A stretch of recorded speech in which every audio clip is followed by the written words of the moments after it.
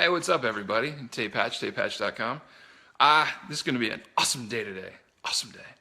So, anybody who's followed me since I started doing this, I guess a month, maybe 2 months ago, knows that the original point of the channel was not only gaming and guitars and other stuff. I wanted to go with a whole bunch of G's. Gaming, guitars, guns. The last one is grilling. And today we got something special going on. We got something awesome. It's down there somewhere. Oh, there's the meats. Is that even showing up? Maybe I should just flip the phone around and make it more sensible. Oh, there we go. There's the meats. The meats. So we got about 13.5 pounds of Boston butt with no bone in. I'm gonna do no bone in, and we got 3 racks of ribs. So what does that mean? Oh, hey Renee, what's up? So here's the deal with today. Off and on, we're gonna be smoking some meat. I gotta run to the store and pick up. Let's see what we got here. We're gonna get some rub some butt. I just realized it's backwards. Fuck it, who cares? Get some rub some butt. We need to get some apple juice to do some injections and all that fun stuff, but we're going to be live all throughout the day just smoking meat because that's what you do on a Friday. And now my wife is joined too. Yeah, everybody's watching me live. So all sorts of fun today. It's going to be awesome. It's going to be so much fun. I'm going to head to the store. I'm going to get get the rub going and all that fun stuff, and then we'll catch you guys later. I love you. Bye. It's so embarrassing to see that she's joined.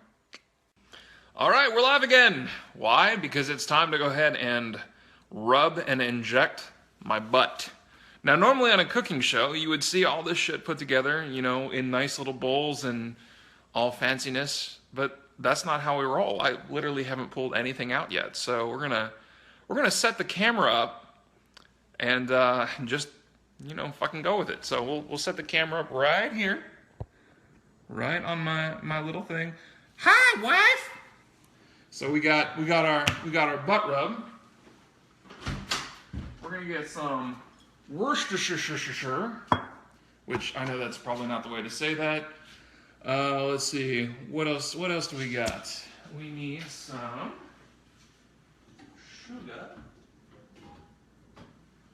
sugar, just regular old white sugar. Some apple juice. Salt, and a little bit of brown sugar, brown sugar. Yes, the kitchen is backwards. It's very confusing. Everything is backwards. See, read that. You can't read it. It doesn't matter.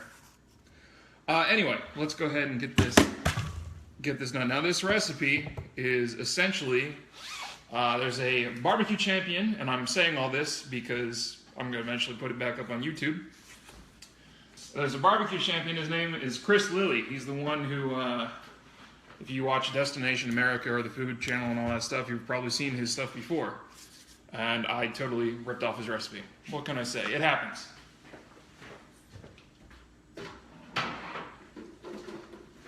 Mixing bowls.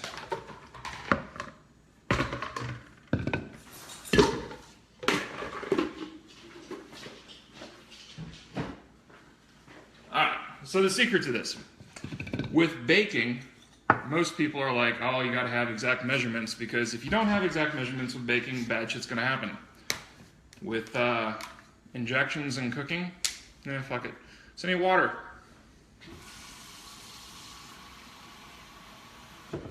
There's some water, probably about a cup, I don't know. There's some apple juice. Also about a cup. Once again, really don't know, don't care.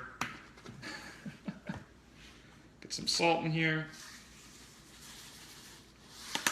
That's flaky salt. I probably shouldn't use this, but that's okay, it'll work. That's going to be about a tablespoon of salt. We're going to have some just basic sugar here. I'm guessing that's about a 1/4 cup of sugar. Probably a little bit more sugar. exact science when I do this. It's amazing. Some brown sugar. Now, if somebody wants to explain to me the difference between light and brown sugar in the comments below, I'm more than happy to, change my recipe. But I always use light brown sugar because that's what Jill buys. It is what it is. We'll say a couple, probably about 2 tablespoons of that. And let's see, what else? Then we need some Worcestershire. A little bit of that. Now what do? We're going to mix this all up.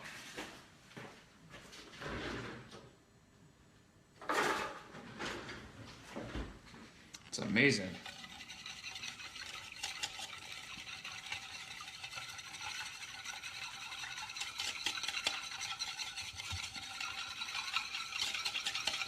Funny thing is when you're doing this, you got to keep on mixing because with the brown sugar and the regular sugar, it settles down fairly quickly and becomes a pain in the ass to work with.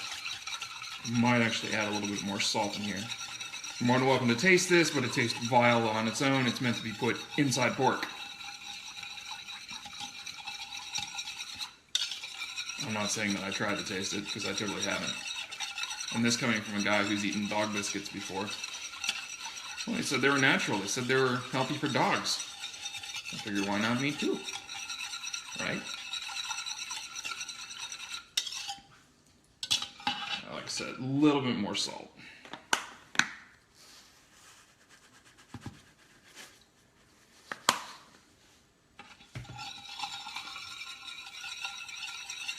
And then once we get that, we go grab the Costco pans here. So when you're doing any kind of smoking, there's a couple ways to look at it. What's his name? Myron Mixon still does the water pan method, even though he uses the side-by smokers or side-by-side smokers. I tend to agree with him. I don't use as much water as he does. I put a little bit in the pan. But what I do, since I do this fairly frequently, is I go to Costco. And you can pick up these catering pans, 30 pack for, I don't know, I think it was like $7 or something like that. Now I'm going to do 2 butts today. So I'll get 2 of these pans out of here.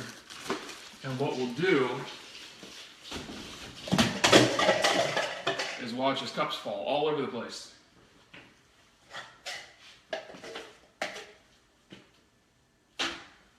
Probably see my ass crack there. That's okay.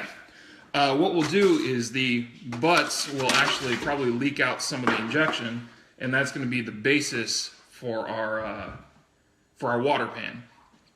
Water pan, I've done quite a few different things. Sometimes it's just a combination of apple juice and water, which I feel like I probably should put more apple juice in here. We'll see how much the injection takes. Apple juice and water, just straight water. Sometimes I'll do apple juice and a couple of orange slices for aromatics, especially if I'm doing like a turkey or something like that. Today, because it's just a couple of butts, we're just going to do apple juice and water, no big deal. So let's go ahead and get the butts out of the fridge. And actually, I say butts, but I think this is actually a whole shoulder, just with the bones removed. So we'll go take a look.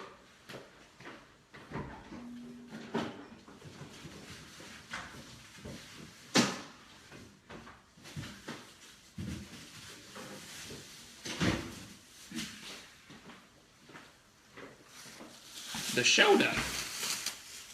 So, Costco. Once again, huge fan of Costco. They come in vacuum packed. It's actually 2. They call it a pork shoulder, so I think that actually is 2 Boston butts or something like that. The pork butt is actually made up of the shoulder, and it's this piece right here on the pig, which is I think this is the butt down here, and then you have the bicep piece, which is called like a picnic meat. You can see they kind of look like a ham hock, but they're not really. And when you put them together, that's actually, the shoulder part down to the elbow, and then you got your pig's feet below. Clearly, I am not a butcher. I never went to the classes to do all this. It's just shit that you pick up over time. So we'll go ahead and we'll pop this open. And as I said, this is going to be 13.3 pounds, so let's say 13.5 pounds. So hopefully they divided this evenly, because if not, well, I would like to have a more even cook, but if I don't, we'll deal with it.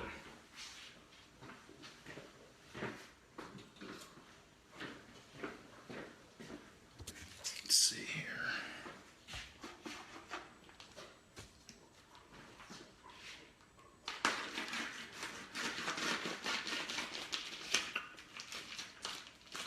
You can see safety is our #1 concern on the show.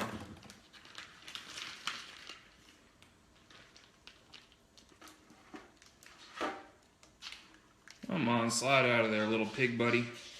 Little pig bro.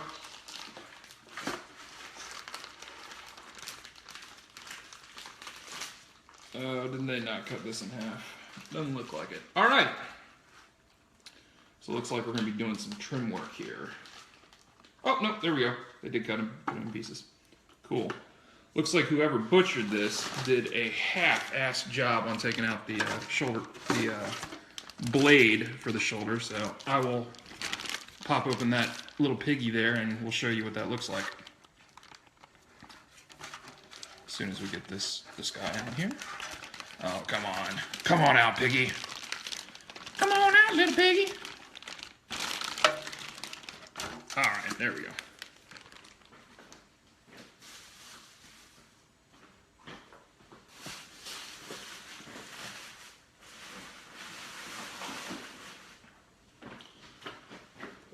Rinsed off for a quick second here. All right, so let's talk about the two shoulder roast that we have here. This one is definitely the bigger of the two, so we'll show you how this works on this one. The shoulder, as I said here, we'll get it closer up to the screen. Normally you have a blade bone that sits right about in there. And when you're doing your cooks, what you'll get is there's a couple ways to test your meat. One, I always use a thermometer because I'm looking for 200 to 205, sometimes 195 is the lowest, depending on how much fat.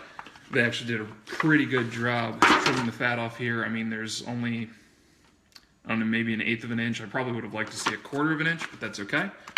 No big deal. What you'll see is when you get to about 195, 200, you're going to pull your meat off, you let it rest, and you'll see the edge of the bone sticking out right here. When the meat is ready, you should be able to grab that bone with either a pair of tongs or your hand if you're a certified badass. It'll actually slide out and the meat should flake right off. Now, the thing with the Costco stuff is since the bone's already taken out, this is boneless, it doesn't really change how we're going to approach the meat. We're still going to, inject and everything, but what we have to be cognizant of is that you now have this pocket to work within here. So the meat's going to cook a little bit faster, and when you're doing your rubs, your injection, if you inject up here, well, you're not getting anything down there, so you're going to have to sit and make sure you get hit pretty much everywhere. But what we'll do is we'll fold this back over and we will find the injector and we'll start to get to work.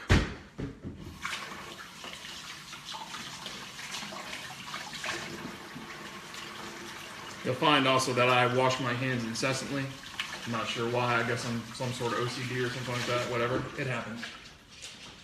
I never played with finger paints much as a kid either because it just drives me nuts.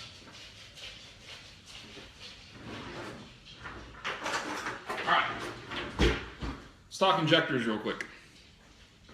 I love to see it when those guys have those fancy ass injectors on like the Food Network and all that, because I mean we were at I think it's some sort of kitchen supply.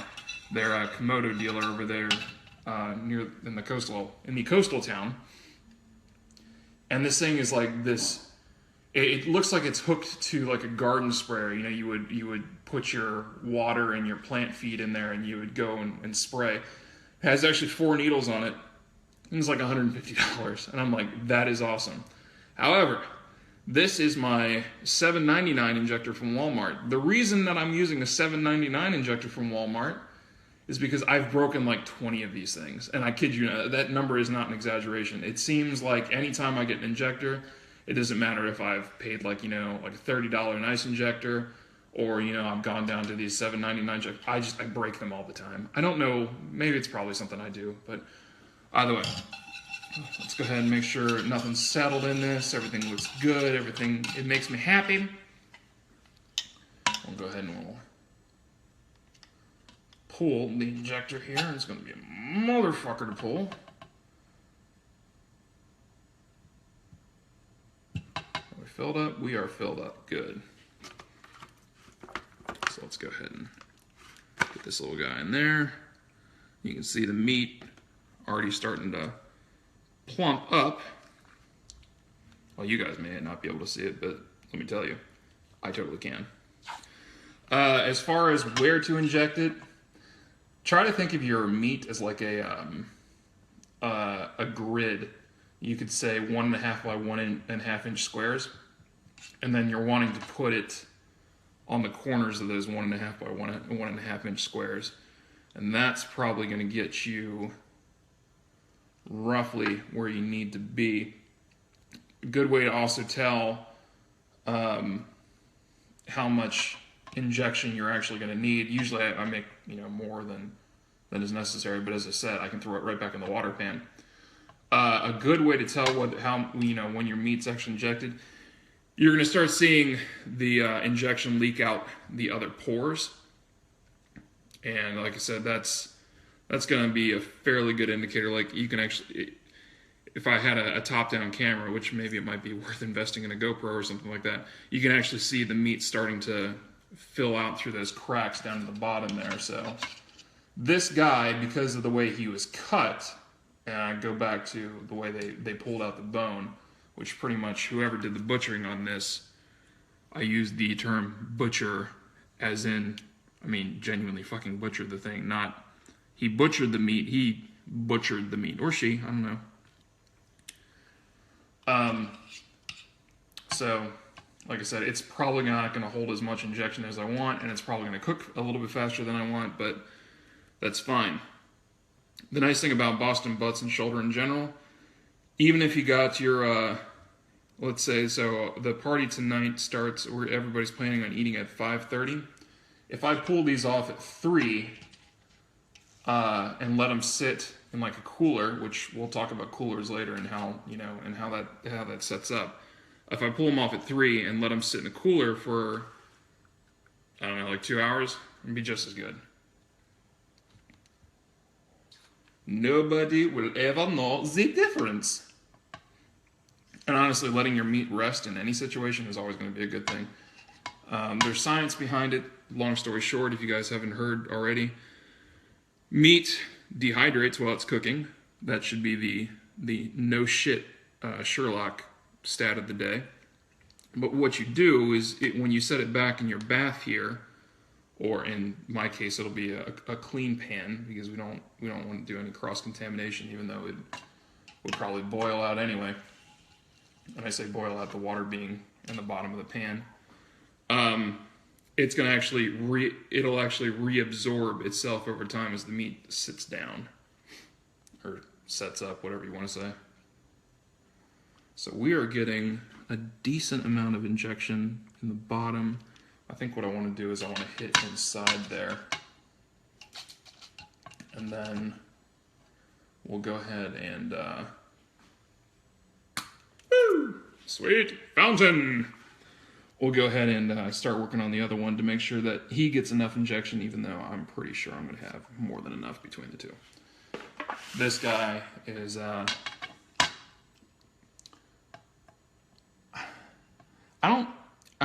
he's significantly smaller, but he's more dense, which by that, whoever did the cut of the bone out of him did a much better job. So this is kind of one nice, big, firm piece.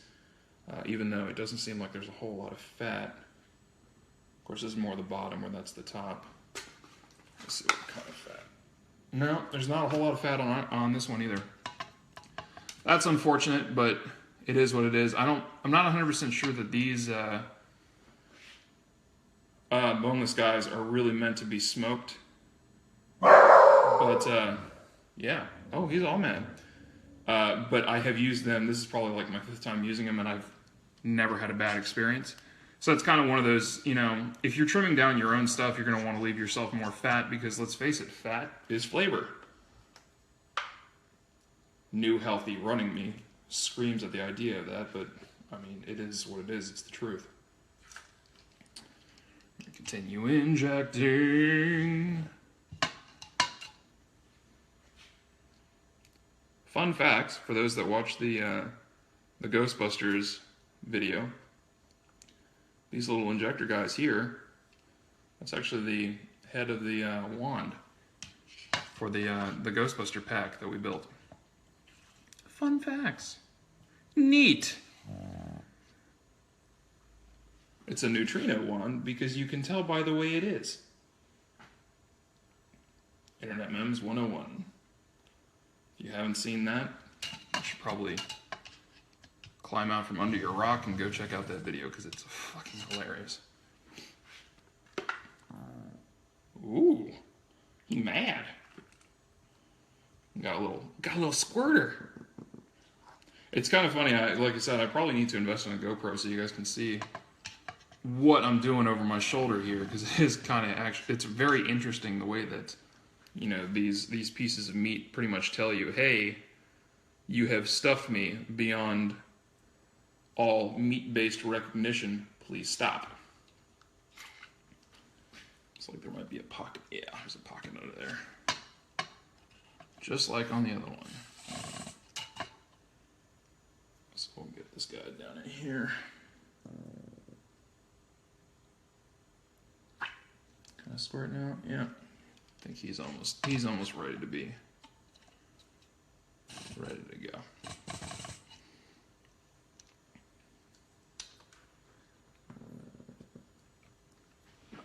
Let's see if we get, yeah. That's never good. Mouthful of meat juice.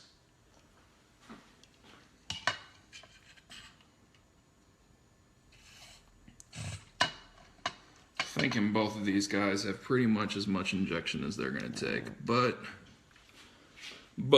get it, Boston butt. I'm funny. All right, so the next step. Just to give you guys kind of an idea, I'm going to say I probably have about a quarter of the injection base that I've made left. So depending on if you were following along how much stuff I actually put in there, that'll tell you how much roughly that I have left if I say that there's about a quarter of it. So be thinking, let's say there was 2 cups and there's about 2 cups all total of what I made and there's about a quarter of a cup left. We're not talking exact measurements here because it is what it is. So the rub itself. I have made my own rub on a couple occasions, and I've bought store-bought rub on a couple of occasions. To be honest with you, this rub some butt, I enjoy it. It's kind of a Carolina mustardy kind of flavor.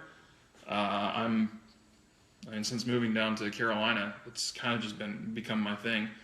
I don't know. I think we grew up on like a St. Louis hickory kind of thing up in Ohio. So just a little bit of a different flavor.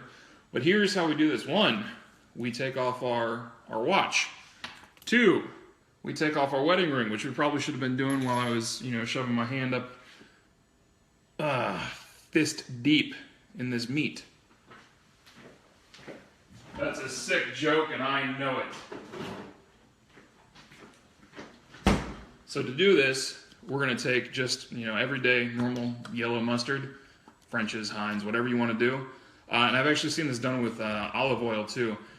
It doesn't actually change the flavor profile of the meat to any level of extent because we're just putting a thin film on the meat itself. The reason that we're doing this, if you throw the butt seasoning, he said butt. If you throw the seasoning on the meat, it just doesn't adhere as well as if you have some sort of sticky base. So in our case, I just prefer mustard. I mean, nobody's ever been able to tell me, oh, I taste mustard in this. So, as I said, you don't really grasp anything out of it. As I said, you could probably use olive oil and whatnot if you so prefer. And to be honest with you, what is that? Maybe an eighth of a teaspoon between the two. So it's about the same amount that you would put on a hot dog. So rub this in. Oh, rubbing the meats. Like I said, make sure you get down in that pocket too. Get down in this pocket, down here. And we'll put more when we do the other side. We'll go ahead and we'll pop this guy open. As you can see, we are epically prepared on this show. There we go. Rubbing that meat. And when they give you these little holes. If I had my drill in here, I'd probably just make them bigger, but we're gonna deal. The word rub is kind of an interesting misnomer because you really don't rub the meat per se. At least I never have. And he's mad again. He mad. He always mad. What I actually like to do is give it a nice pat in. That way it's going to get everything down in those nooks and crannies in between the fat cap that's on there. Like I said, we're going to get this nice up in this area here because we want it to be almost completely covered.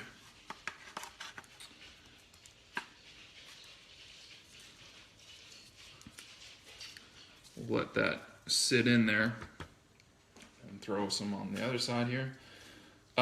This rub some butt is really good on pork. I've never tried it on turkey. My turkey, I usually like to go with something a little bit more salt, pepper / herby.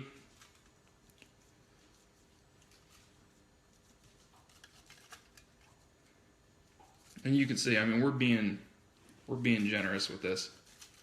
So I have two more canisters here.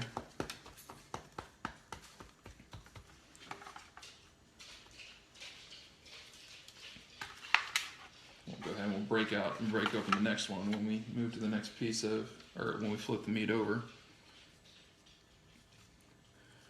And we actually, when we serve this, before it finishes resting, before we serve this, before we pull it, or after we pull it, we pretty much done with this canister. We actually hit it with this stuff again.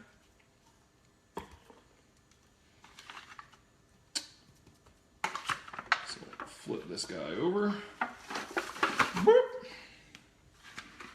Flip this guy over as well. There we go. Wash these guys only because I got to open up another butt rub canister.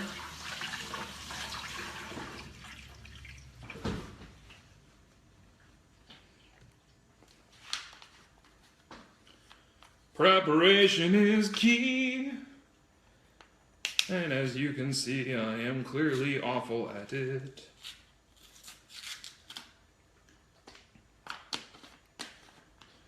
Alright, same deal. A little mustardy love on this side. Over here. Go ahead and rub her down. She loves it when we give her butt rubbing. I'm talking about the meat, right?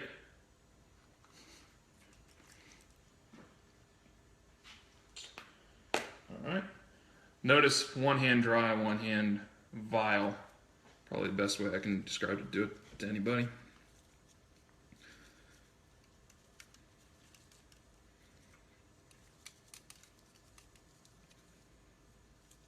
About to just rip the top off and just go hog wild. Hog wild. How many different pig puns can I make in a day?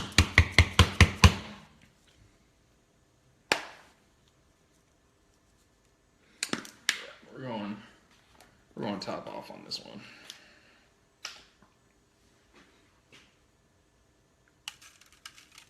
There we go. That makes my life so much easier.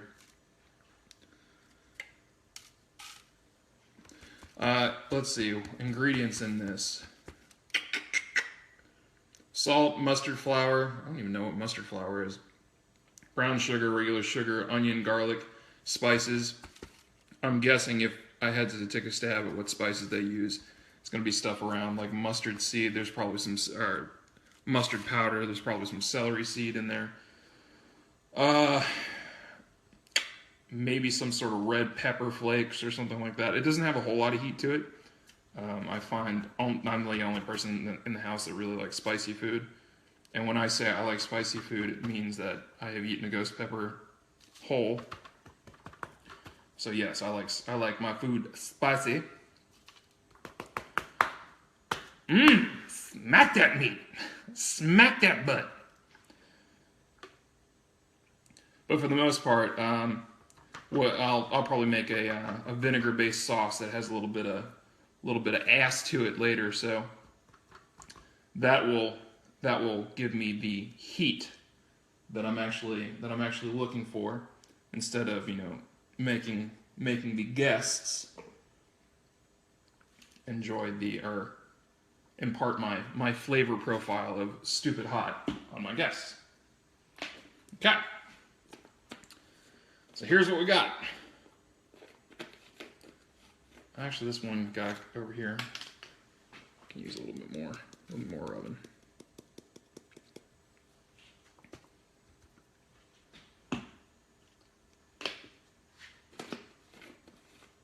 So we're gonna grab our phone and take a quick look here. So there's pork shoulder, Boston butt numero 1. There's numero duo. Big difference, you can see this is the fat cap on this one. This is actually the top side, and this is the bottom side. I just did them in reverse. Here's that pocket that I was telling you about in there. That's where the shoulder blade bone, which probably has an actual medical term, or whatever you call pig medicine. That's where that would live, and as I said, normally when you cook these bone in, you just pull that out, and then begin shredding. Couple things about pork shoulders. You can cook them a couple ways. So let's flip back here. Ooh, mustardy fingers. You can do these a couple ways. The way that I prefer to do them, and it seems the way that everybody does them down here, cook it about 195 to 205, depending on, 195 to 205. You want to split it down the middle, put a meat thermometer in it. When it says 200, pull the damn thing off the smoker. It's going to take you, hold on 1 minute, let me adjust my hat here.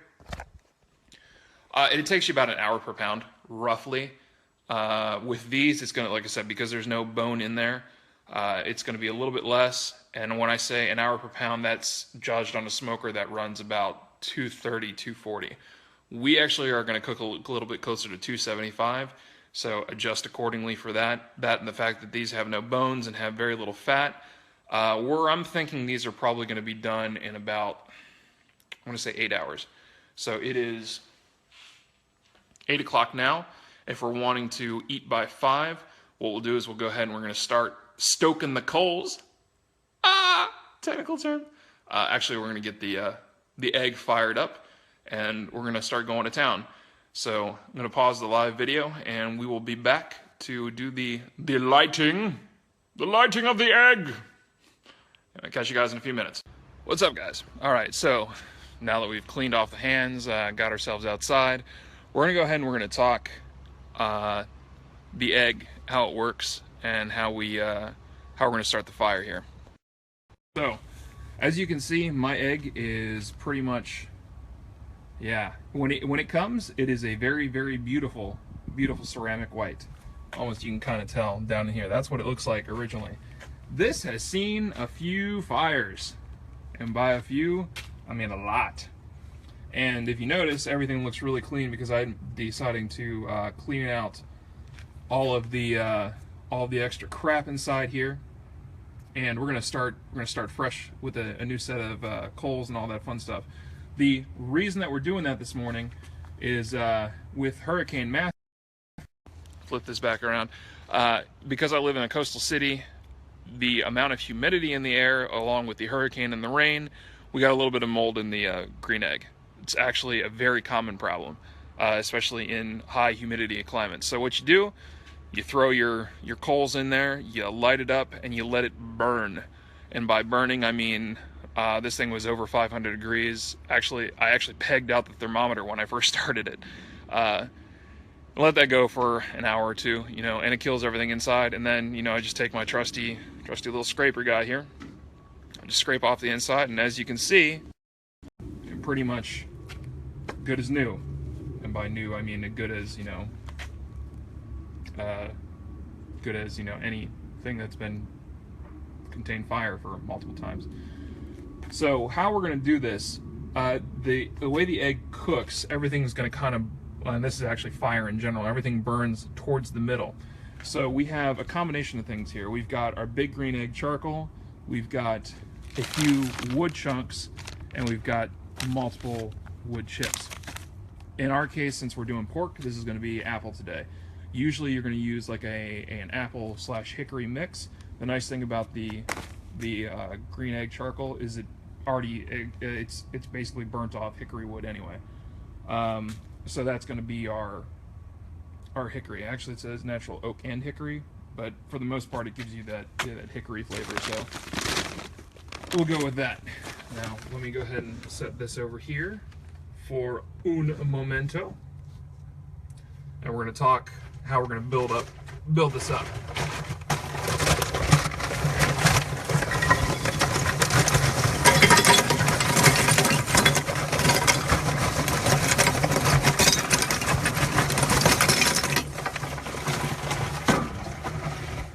So this is going to give us our nice base formation. Is this a piece of wood? Yeah, it just didn't burn off well, so that's good. It means it's basically raw wood. This is going to give us our base foundation. So we're gonna actually fill this up almost to the tip of the ring there, because that's going to give us our fire all day. But we will start off with that, and we're going to take our hickory chips, or I'm sorry, our apple chips.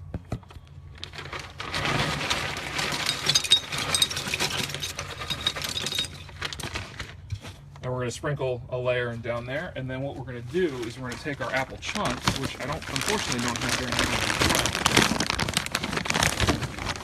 But we were going to keep these directly in the center here. So I think that we're only going to put that one there for right now.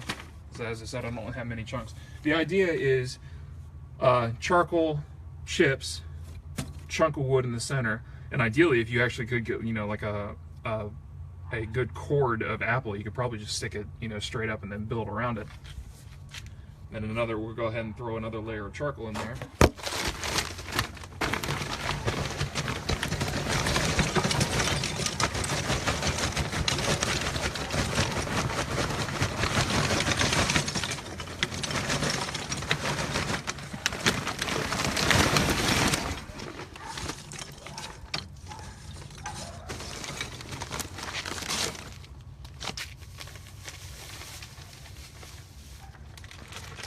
More chippies incoming.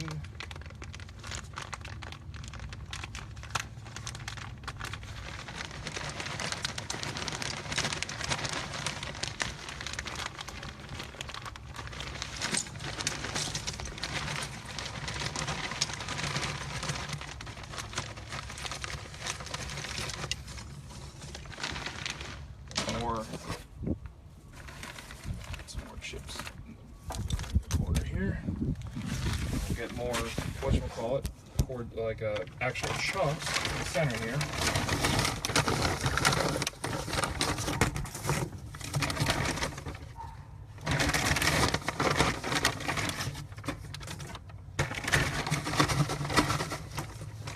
Then we'll top it off with a little bit more charcoal. Actually get a couple nice big chunks in here.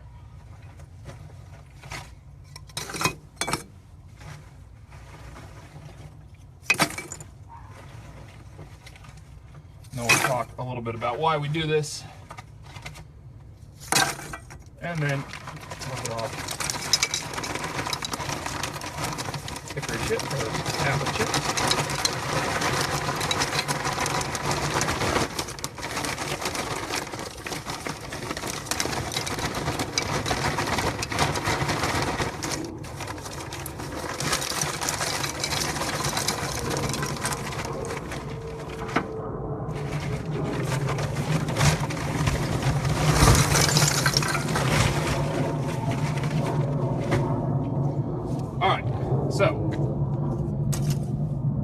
chips, a center core of essentially basically big old hunks of apple wood, and then the hickory charcoal and apple chips all throughout the mix.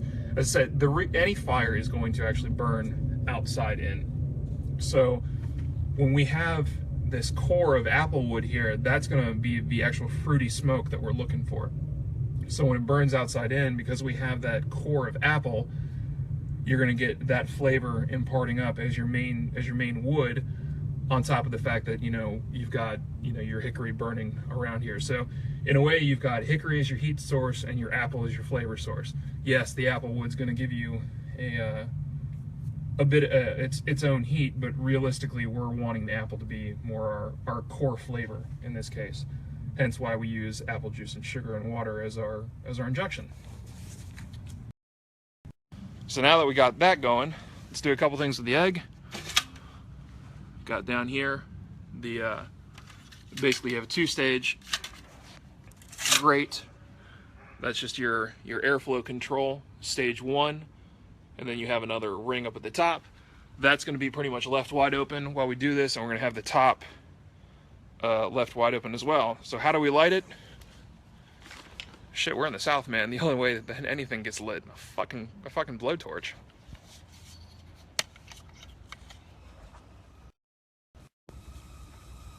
Oh, hear that propane.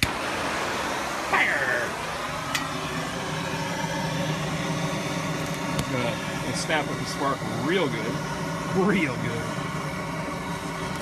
What I want to do is I want to get like 1 or 2 spots lit, and that'll go ahead and take care of our that should get our heat going here.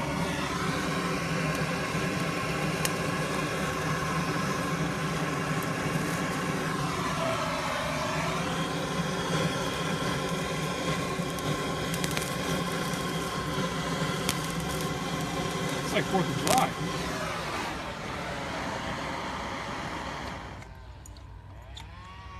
Cool. Wonderful.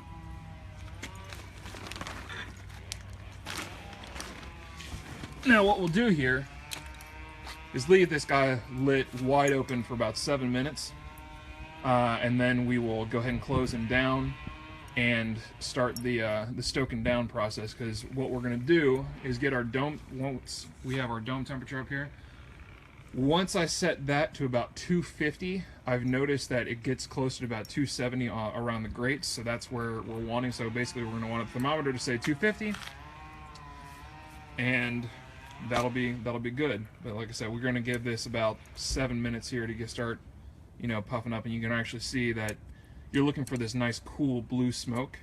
So I mean, clearly I can hold my hand over it, that's why it's cool. And you can see that, I don't know how well it comes up in the camera, but it's almost like a wispy blue tint to it, and that's actually, you can see the apple wood starting to smoke off there.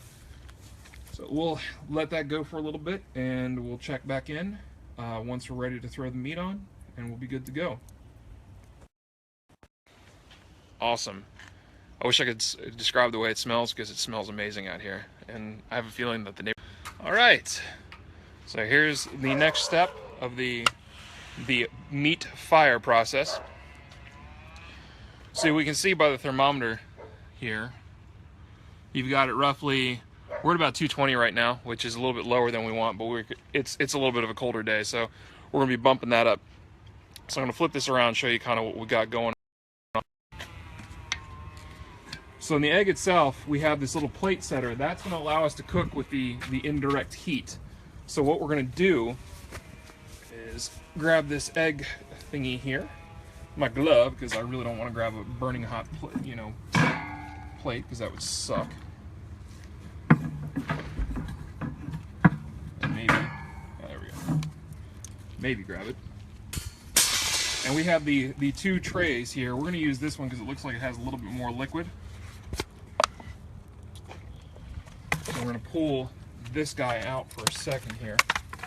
And this is going to be used effectively as our water pan. So what we'll do is we're going to see, this is the rest of the injection that I had made. We'll pour this down in here like that. We'll go ahead and grab our grate again. as we're making a pork butt grate. Oh, get it? What we'll do is we'll throw these two guys on here. Number 1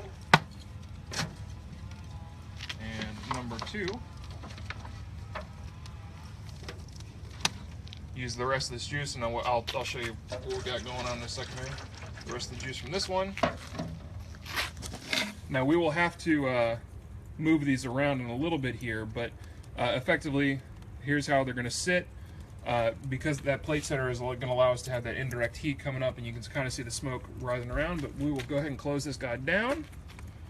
Close him down here, one-handed. One-handed closing. There we go. And we're going to watch this thermometer. I'm going to let it. We can actually see everything's wide open again here because I need to get the heat back up. But as soon as that gets to about 250 right there, we'll start closing it off and monitoring. And like I said, these guys are in for the day. What we'll do is, like, if I might do some updates a little bit later, but you guys probably won't hear from me for another couple hours until we start doing the ribs, because we're going to start doing ribs alongside of this guy. And I've never cooked basically 40 pounds of meat on the smoker at once, but there's a first time for everything. Actually, no, I'm sorry, about 20 pounds, 25. So first time for everything. So there's where we are. You can actually see the temperature already starting to get up there. So we should be good to go. And I'm going back inside because it's fucking cold out. Catch you guys in a little bit.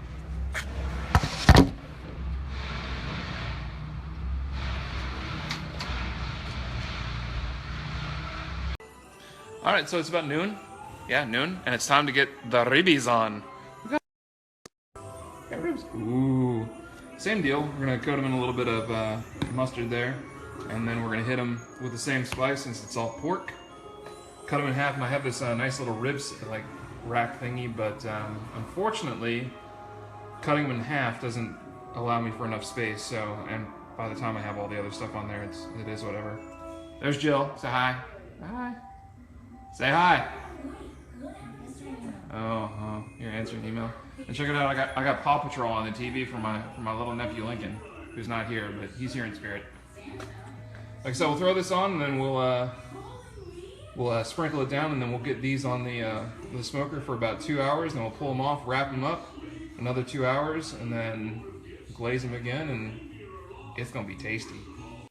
All right, so dig it. It's about 12:30. Got the ribs on as anticipated. I wanted to go ahead and show this off because I think it's beautiful. It's a nice wispy smoke. Oh man, that is gorgeous. The joke is that, like I said, you want a nice blue tinted, thin, almost translucent smoke, and that's pretty much what we got right now. I'm sitting about 250, although I'll tell you what, with the amount of meat that's on there, I have to run this thing wide open, which is, hopefully I don't burn through my wood too fast. I mean, I clearly have more, but pulling all of that meat off and then refilling it, not really ideal. So I told Jill, you know, maybe I should go ahead and buy a second egg. Either way, like I said, we got, if I put that stuff on about noon, we're probably going to go ahead and look at pulling it off around 2:15 roughly, because I've been having to fuck with the temperature a little bit. But at that point, we're going to pretty much wrap everything up and get the heat going to get all the meats up to temperature so we can pull this stuff, and then hopefully we're going to have an amazing dinner tonight. And by amazing dinner, I mean something that I probably won't be proud of, because let's face it, I never like my food, even though everybody else tells me it's supposed to be really good. I mean, it's okay. What can I say? I guess perfectionist might be a word for it. I think more just, you know, misguided asshole. But it is what it is. So at this point, we're just gonna let it sit, let it do its thing. As I say, the meat will continue meating. Either way, I'll catch up with you guys later. TehPatch out. What's up, y'all? Probably the last live update until the big reveal. Here's what we got going on right now. Everything is all wrapped up and pretty. It's what's known as the Texas crutch. Make sure we gotta take the temperature down a little bit on the egg here. Long story short, here's what you do. You take your butts, and wrap them in tinfoil. What that does is the last couple hours, because they're pretty much not going to take any more smoke since it is now a little bit after 2, and I started them like at 8 o'clock in the morning. They only actually take smoke for the first couple hours, and then the meat actually tightens up to the point where you can't get anything else in there. So it is what it is. So what you do is you wrap it in tin foil. That's going to allow you to cook it a little bit faster towards the end. Normally you could probably cook these things 225, and leave them on pretty much all day. They're probably about 12 to 16 hours, but in my opinion, it kind of dries out the meat unless you're constantly injecting, constantly mopping, and I'm just not a fan of doing that. So this is pretty much like the same way that a lot of competition guys do it. Make sure to get your stuff in within your 8 to 10 hour time frame. And what else? Then we got the ribs. The way that you wrap those is after they've been on the smoke for 2 hours. Like, once again, they're not going to take much more smoke than that. I mean, you got to remember, you're talking about baby backs, so the actual meat is only about, what? That's 3/4 of an inch, maybe an inch. What you'll do with those is they're almost to the point where they're ready to eat if you really, really wanted to, but you're going to lose a lot of extra flavor. And what you do is you would take and wrap them in a butter, honey, more rub, and a little bit of brown sugar kind of like glaze. So what that's doing is, while they're back on the smoker for another 2 hours, because that's going to go ahead and give you the whole, like, everything's going to get fork tender, fall off the bone, which I know competition guys don't like it. I fucking love it. I think that's the only way to eat ribs. It's giving it almost like a glaze, so you're not really going to necessarily even need a barbecue sauce for them. I mean, you're more than welcome to eat it with it. Nobody's going to judge you. But, that's kind of where we are. So at this point, we're going to let the smoker do its thing. I got to make sure that the temperature comes way back down, because it's spiked up to almost 300 here. And I don't need it that high for the remainder of our cook. But we should be, let's see, so it's 2:15. I mean, we're on point for a 4 to 5, finish time, which is, let's see, if we finish up at 5, we pull everything off the smoker, and let it rest for a half hour. That's right at our 5:30 party time. So looking good. I like where we are right now. Yeah, everything's looking delicious. Make sure to have plenty of pictures and the final video at the end, or the final video doing the reveal of this stuff, because I'm happy. I'm happy with the way it's turning out. Either way, until then. All right, so the final video for the day. Hi, Brian. How are you, Brian? Say hi. Waiting for some meat. You're gonna wait for some meat? Okay, so this is the final video of the day. Brian's one of my subscribers. He's chilling it. God, anybody else want to be in the video? Jesus Christ. We pulled the meat off about I think 2 hours ago now, so we're gonna go ahead and pull open a couple here. So let's see here. What do we got? We got some ribbies. We'll flip the camera around so we can see. So we got some ribbies here. I'm not gonna lie, I already tried some of these and they're fucking fantastic. So let's put a couple of these on the plate. Oh my lord! Look at that juice just like falling off. And then the coup de grace is down here too. The coup de grace, as they say.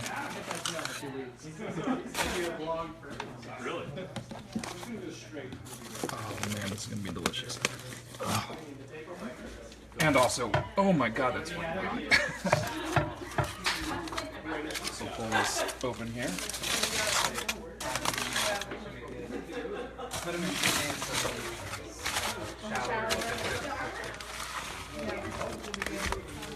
Oh my god, I just pulled it out and it's already just falling apart for me.